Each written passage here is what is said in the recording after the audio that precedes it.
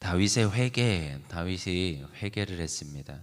오늘 우리가 너무 잘 아는 이야기지요. 사실 그 밧세바를 이제 동침하고 밧세바를 취한 이 지금 다윗에게 누가 와요? 나단 선지자가 옵니다. 이제 사무엘은 죽었고 나단이 이제 선지자로 있는데 하나님이 나단을 다윗에게 보내서 그에게 이제 예화 하나를 들려줍니다. 그 예화에서 이 부잣집 이 사람은 누구예요? 다윗이라는 거예요. 바로 당신이다 하면서 이제 꾸짖게 되는 거지요. 그러면서 이제 7절 뭐라고 합니까? 7절 읽어보겠습니다. 시작. 나단이 다윗에게 이르되 당신이 그 사람이라. 이스라엘의 하나님 여호와께서 이와 같이 이르시기를 내가 너를 이스라엘 왕으로 기름 붓기 위하여 너를 사울의 손에서 구원하고, 지금 사울의 손에서 구원하고 너를 왕으로 삼았는데, 이제 그 8절에도 이제 나오지요. 내 주인의 아내들을 내 품에 두고 이스라엘과 유다 족속을 내게 맡기고 내가 그것이 부족했으면 더 주었을 것인데 이렇게 너를 축복했는데 너가 지금 꼭 위에 있는 지금 예화와 같이 부자의 사람과 같이 지금 죄를 범했다라는 겁니다. 여러분, 나단이 지금 이렇게 와서 이 심판을 선포할 때 사실 나단은 목숨 걸고 하는 겁니다. 다윗이 밧세바를 얻기 위해서 얼마나 범죄했습니까? 11장 12장에 보면 이 지금 다윗의 범죄가 나오는데 그가 사람 죽이는 게 지금 스스럼이 없어요. 그만큼. 근데 그 지금 다윗 앞에 지금 나단이 나아가서 말할 수 있다는 것은, 이 지금 죄를 지적할 수 있다는 것은 사실 하나님의 말씀에 순종한 것도 있지만 목숨 걸고 나아간 거예요.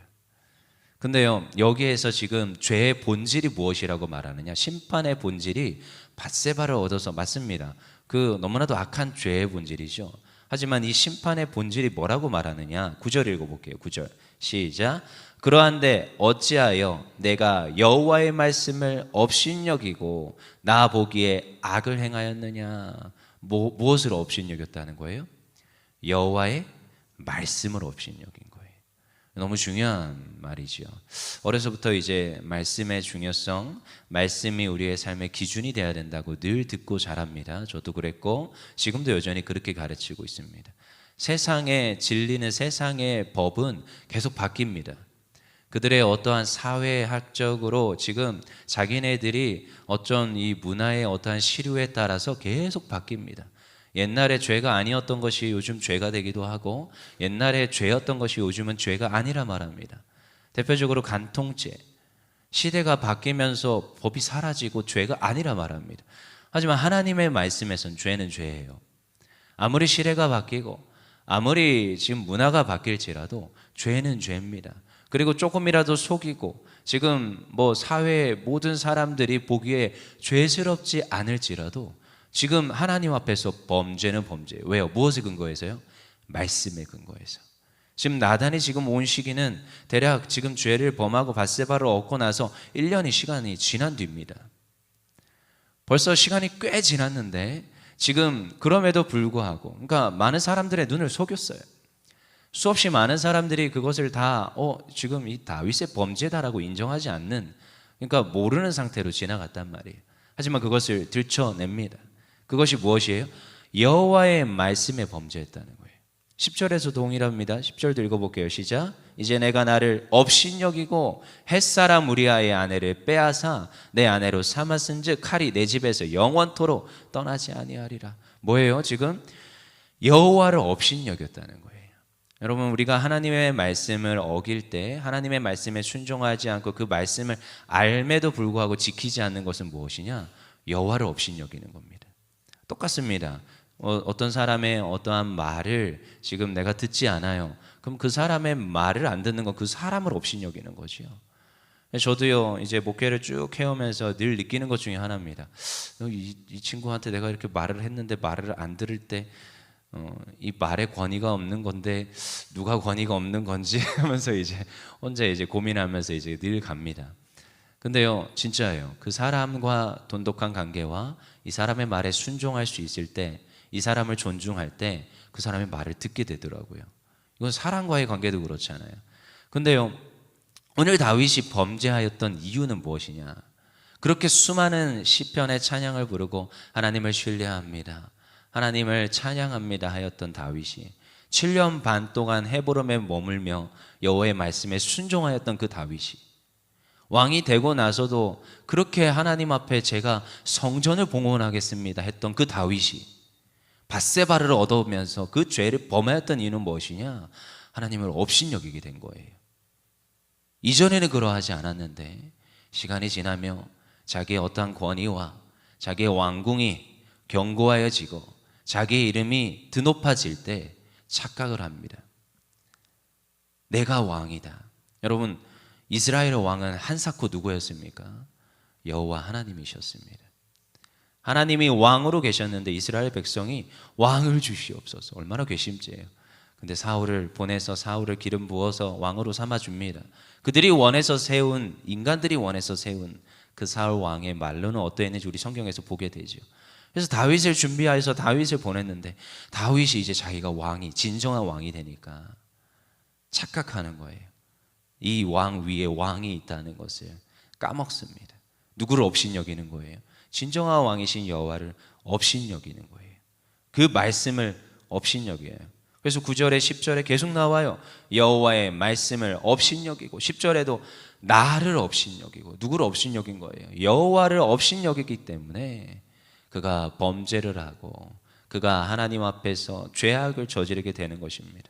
그래서 나단이 이것을 정확하게 책망하며 말을 합니다.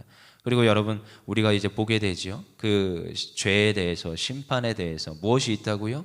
반드시 그 지금 죄에 대한 형벌이 있다는 거예요. 10절에서도 나오지만 11절 읽어보겠습니다. 시작.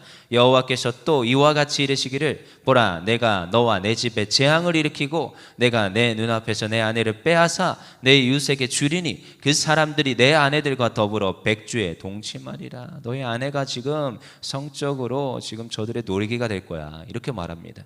12절입니다. 너는 은밀히 행하였으나 나는 온 이스라엘 앞에서 백주에 이 일을 행하리라 하셨나이다. 너가 행하였던 것이 지금 1년 동안 감추어지고 지금 은밀하게 행하였지만 난 이걸 드러내겠다는 거예요.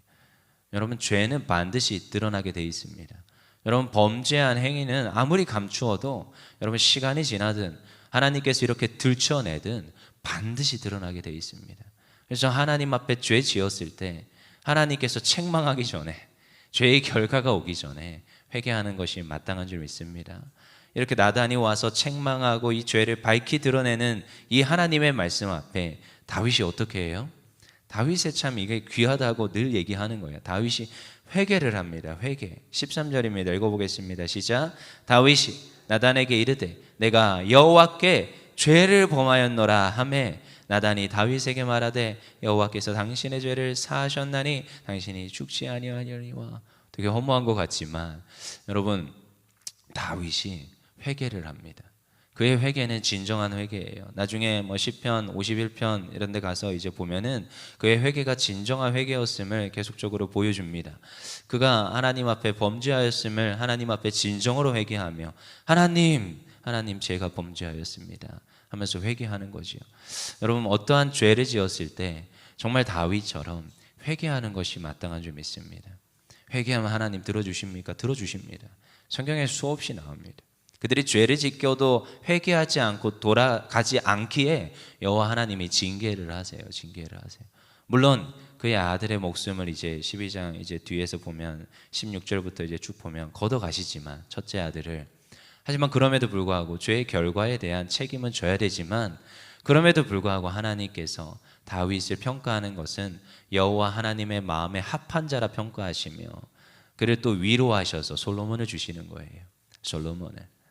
그렇다면 여러분, 우리가 어느 자리에 서야 돼요? 회개하고 하나님 마음에 합당한 자리에 서야 되는 줄 믿습니다. 그 자리로 우리가 회복함으로 나아가는 거예요. 방학을 쭉 보내면서 저희들은 수없이 뭐 선교도 하고 여름 사역도 하면서 보내옵니다. 하지만 이제 다시 회복하고 서야 돼요. 여호와 하나님이 원하시는 것은 이전 것이 아닙니다. 이전 것은 지나갔으니 보라 새 것이 되었도다.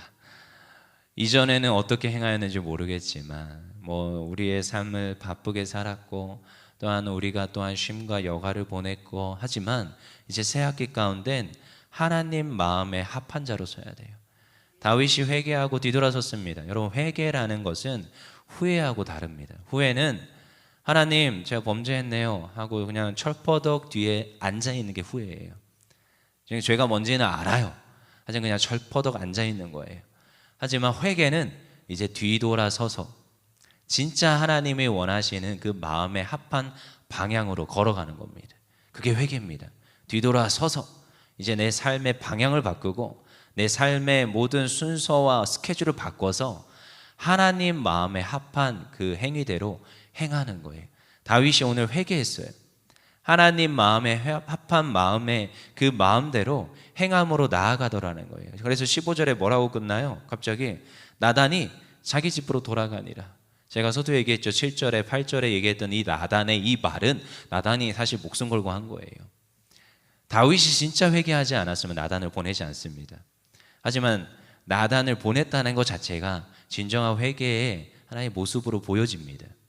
그리고 그의 삶을 바꾸고 다윗은 이제부터 조금 다른 모습으로 그의 삶을 드리면서 나아갑니다. 물론 그 결말은 죄의 대가는 치릅니다.